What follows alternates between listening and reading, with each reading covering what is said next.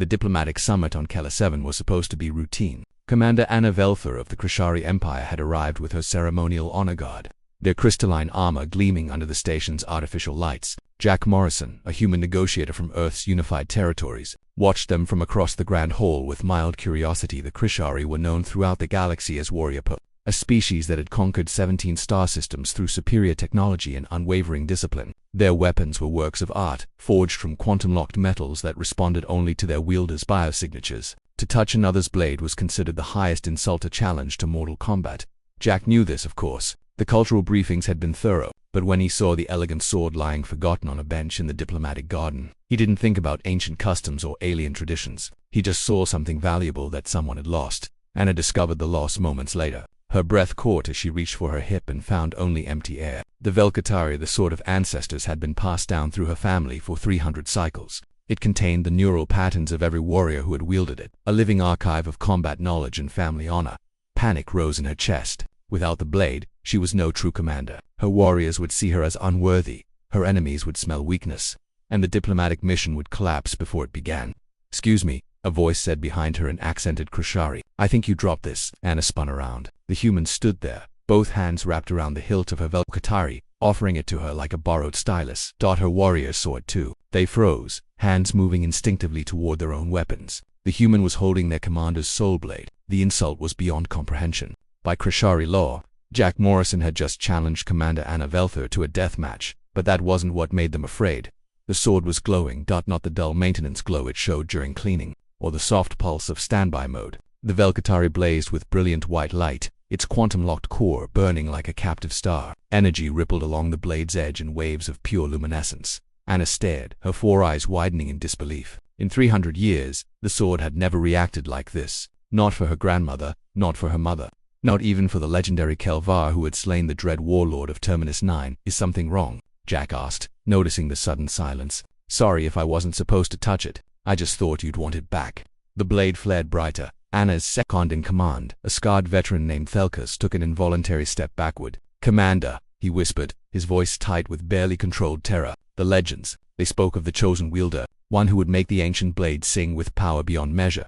"That's impossible," Anna breathed. "The prophecy says the chosen would be born of our blood, raised in our traditions, proven in 1,000 battles, not born of Krishari blood." Thelkas corrected, his voice hollow. "Born of a species whose very existence defies probability, who crawled from a death world and reached for the stars with nothing but will and stubbornness. The prophecy called them the impossible ones." Jack, oblivious to the theological crisis unfolding around him, gave the sword a little shake. "Do you want this or not? It's getting kind of heavy."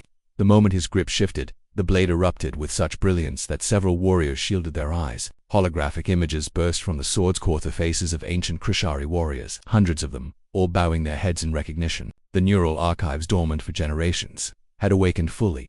Anna reached out with trembling hands and took the sword from Jack's grasp. The moment it left his hands, the light dimmed to barely a flicker. When she held it, it pulsed with its normal soft glow. "Nothing more, Thelkas," she said quietly. "Summon the High Council."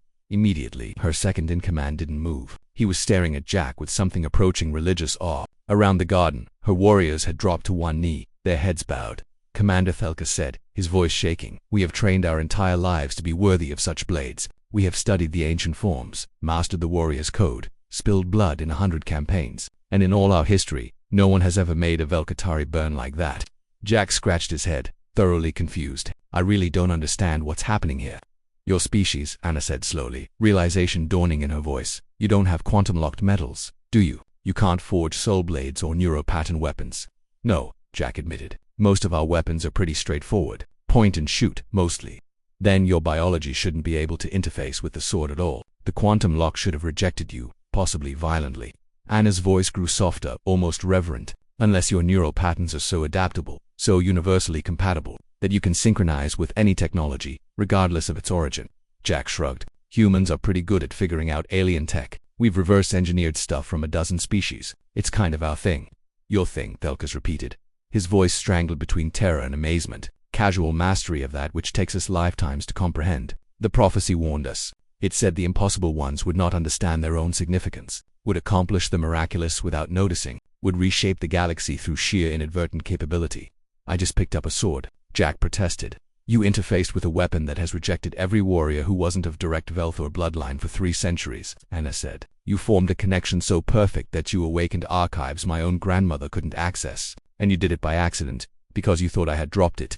The warriors were still kneeling. More had arrived, drawn by the commotion, and they too had fallen to their knees when they heard what had happened. Jack looked around at the sea of bowed heads, at Anna's expression of mingled shock and wonder, at the sword that now seemed to regard him with quiet expectation whenever he glanced at it. So, he said carefully, does this mean the diplomatic talks are going well, despite everything? Anna laughed. It was a sound her warriors had rarely heard from their stoic commander. Human Jack Morrison, she said formally.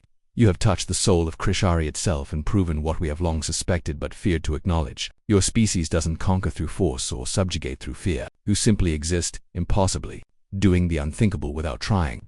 She bowed her head, a gesture no Krishari commander had offered to an outsider in recorded history. The talks are going very well indeed. And the galaxy, she said, meeting his confused gaze with something like respect, is going to have to make room for humanity. Jack Morrison, who had only wanted to return a lost item, had accidentally fulfilled an ancient prophecy and earned the allegiance of the Krishari Empire's finest commander that it was, Anna reflected, the most human thing she had ever witnessed. The end.